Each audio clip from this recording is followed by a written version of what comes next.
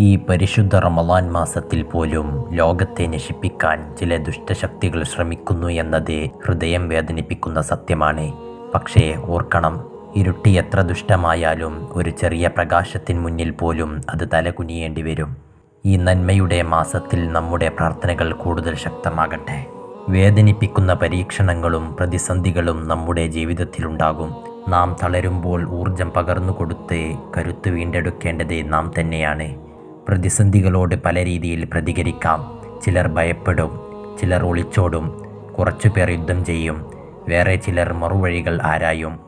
പ്രതിസന്ധികളെ ഭയപ്പെടുന്ന ഒരാൾക്കും ഒരടി മുന്നോട്ട് വയ്ക്കാനാവില്ല. സ്വയം നിർമ്മിത മാളങ്ങളിൽ സുരക്ഷിതത്വം കണ്ടെത്തി അതിൽ ശ്വാസം മുട്ടി മരിക്കാനാകും അവരുടെ വിധി.